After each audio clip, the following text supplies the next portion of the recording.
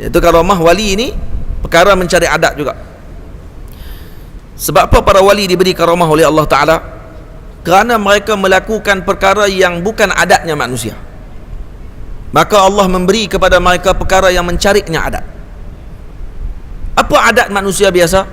Adat manusia biasa yang pertama, banyak cakap yang tidak berfaedah. Yang kedua, banyak makan. Yang ketiga, banyak tidur. Tiga ni adalah adat manusia biasa, maka menyebabkan kita tak dapat apa yang luar biasa. Para wali meninggalkan tiga benda ni. Mereka tidak banyak cakap, mereka tidak banyak tidur, dan mereka tidak banyak makan. Maka menyebabkan mereka mendapat perkara yang mencari adat, kerana mereka meninggalkan adat kebiasaan manusia. Faham tuan-tuan? Ini disebut oleh Al-Imam Al-Bujairmi dalam kitab beliau Hasyiah Bujairmi ala Ikhna'. Ikhna' karangan Al-Imam Khatib Syirbini radhiyallahu ta'ala anhu. Yang ni disebut oleh Al-Imam Al-Bujairmi radhiyallahu ta'ala anhu. Nah, ulama dulu tak cakap banyak, tak cakap pendek-pendek je. Tu ustaz cakap banyak tu sebab orang zaman lah kalau cakap pendek, nah, dia tak faham terus. Jadi kena cakap panjang. Cakap panjang pun biar berisi lah.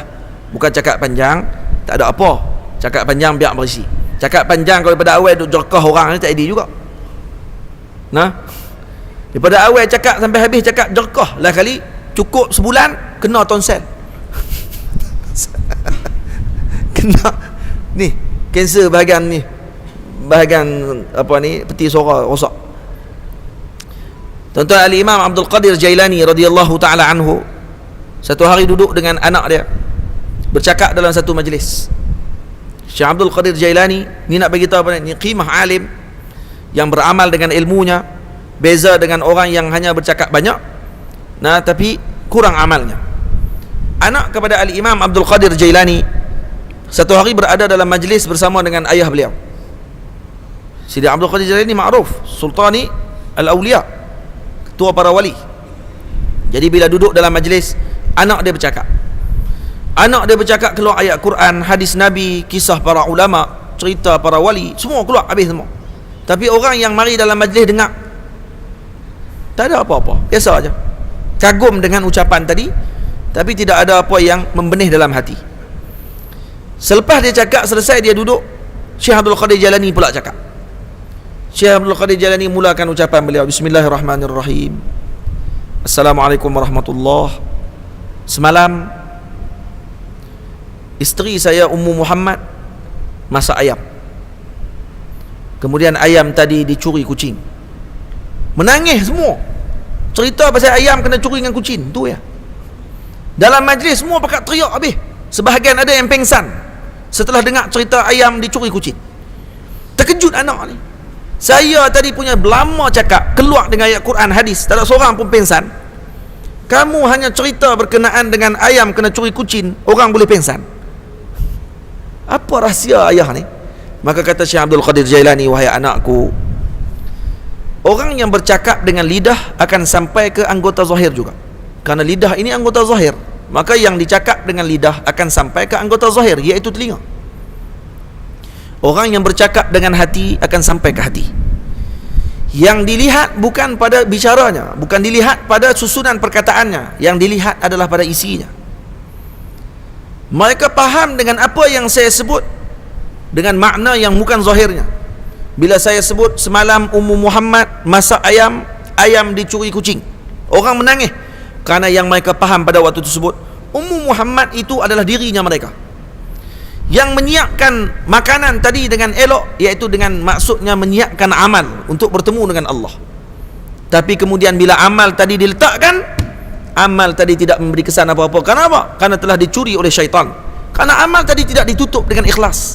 Karena amal tadi tidak disadurkan dengan apa ni, semata-mata hanya kerana Allah Subhanahu wa taala. Tapi sebaliknya dibiarkan terbuka sampai dilihat oleh makhluk dan dicuri oleh syaitan disebabkan riak, sebabkan nak menunjuk amalan tadi. Itu yang mereka faham, kan tu mereka menangis. Mereka tidak faham dengan makna kucing curi ayam tadi dengan makna yang zahir saja. Oh, tu rupanya. Tengok beza qimah alim ketika mana berbicara dengan orang yang biasa ketika bicara. Boleh faham? Yang ni yang orang zaman lah duk kejar ni, Dia duk kejar ilmu hakikat, ilmu makrifat, mengaji syariat tak mau. Ni ramai kot Penang ni. Cakap tu sebab ada kot ni lah ni. Bukan kot barat daya ni tak tahulah. Nah, Ustaz. Tapi duk dengar cerita banyak lah. Hak jenis duk minat ilmu ni, yang bercakap tadi pula bukan ahlinya. Tuan-tuan kena ingat betul-betul. Jangan hanya lihat dengan zahir seseorang tersebut yang kita nampak, oh ni ahlullah, terus kita nak ambil semua ilmu dengan dia. Bukan sikap ahlullah yang menyalahkan ahlullah yang terdahulu. Faham? Ni kalau bercakap asyik-asyik, orang dulu menyembunyikan ilmu yang ada sekarang, pembohong. Hang siapa dia? Nak tuduh kata orang dulu sembunyi ilmu ni? Ha? Ini sombong, tuan-tuan. Ini orang jahil yang nak bercakap tentang agama. Dan ni dibimbangi orang-orang yang macam ni, baca ayat Quran tak betul. Ayat Quran baca tak betul. Nah, Nahu Sorab mengaji kat mana? Hal arti sangat kan? Oh tengok dia, orang syariat memang duk kerja Nahu Sorab ya. Nah, dia tahu kata para wali Allah Ta'ala ni, Allah Ta'ala bagi ilmu. Ini baca ayat Quran tak arti, macam mana jadi wali? Wali apa baca ayat Quran tak arti? Simpang rambut panjang, cakap pasal makrifat. Wallahu ta'ala. Nah, dah jadi nampak pelik-pelik sikit, terus jadi makrifat terus. Oi, kok mana? Tuan-tuan, kita tak nafi ada sebahagian orang dipanggil ahli jazab. Majzub dipanggil. Tapi majzub tidak akan mencela ulama yang terdahulu. Majzub tidak akan sekali-kali mencela para wali yang terdahulu. Dan majzub sekali-kali tidak akan mengatakan bahawa orang terdahulu menyembunyikan ilmu yang sepatutnya ada pada zaman sekarang. Pembohong. Itu bukan majzub. Nah, kamu bukan majzub sebenarnya. Kamu ditipu syaitan. Siapa guru kamu? Majzub ada murabbinya. Majzub ada pembimbingnya. Siapa guru kamu? Siapa yang bimbing kamu? Ini masalah orang-orang yang mana duk sibuk sangat nak ilmu makrifat tak makrifat ni, syariat tak ikut. Lepas tu duk bezakan orang syariat tidak ada hakikat, tidak ada makrifat. Tak usah sembang lah. Sembang apa lebat-lebat ni? Nah, sembang lebih-lebih macam kata dia tu alim sangat. Tu kata bahaya tentang baca buku sendiri. Lah kali dia tak tahu kata yang mai kepada dia adalah hatif minasyayatin. Ni, syaitan duk mai bisik kat telinga dan dia ingat tu adalah ilmu-ilmu yang tinggi pada waktu tersebut. Dan kemudian dipandang ulama-ulama pada zaman tersebut tidak ada apa-apa. Dan ni bukti kata tidak betul. Karena para wali tidak memandang ulama yang pada zamannya tidak betul. Ha? Ini kena jaga elok tuan. Dan salah kalau kita kalau betul lah ahli jazab. Kalau betul orang-orang begini dikatakan sebagai ahli jazab. Jazab ni apa makna tuan? Jazab makna dia ditarik oleh Allah. Majzub atau ditarik oleh Allah. Kalau betul orang-orang macam ni, orang yang sedemikian, faham? Tak boleh orang macam ni dijadikan sebagai panduan. Kerana ahli jazab adalah orang yang tidak mampu tahammul, yang tidak mampu menanggung taklif daripada Allah. Kan tu kadang-kadang kita melihat ahli jazab ni nampak macam orang gila. Nampak macam orang tak betul. Tapi sebenarnya dia ahlullah. Di sisi Allah Ta'ala dia adalah wali Allah Ta'ala. Ada orang yang macam tu. Faham? Tapi dia tak akan cela para wali yang lain. Dia tak akan cela orang-orang yang terdahulu.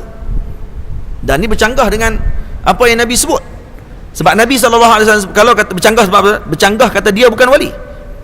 Sebab apa? Sebab para wali yang terdahulu kata Nabi SAW, Nabi pernah sebut dalam hadis bahawa di antara keburukan umat ini bila mana golongan yang terkemudian mencela golongan yang terdahulu. Ini buruk-buruk umat.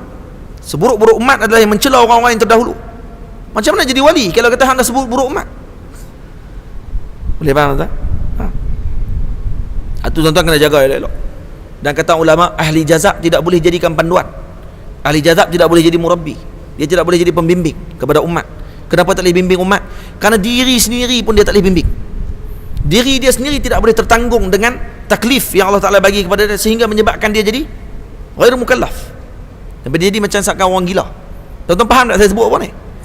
Nah, faham tak faham ni? Tu kena jaga-jaga elok. Khusus anak-anak muda. Anak-anak muda saya pesan betul-betul, belajar betul-betul. Ta'allam fa innal mar'a lam yulad 'alima. Belajar sungguh-sungguh, kerana seorang tidak belajar tidak lahir jadi alim terus. Belajar dulu dengan alim, belajar dulu dengan ulama. Kerana belajar dengan ulama akan lahir sebagai alim. Kalau kamu belajar bukan dengan alim, maka kamu tak akan mampu jadi alim.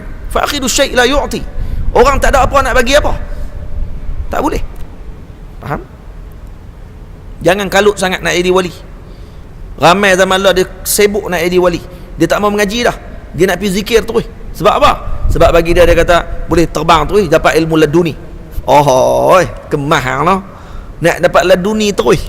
Dia tak tahu kata dapat laduni semua ni adalah orang-orang yang syariatnya betul, orang-orang yang mengikuti jalannya yang terdahulu, yang lebih utama.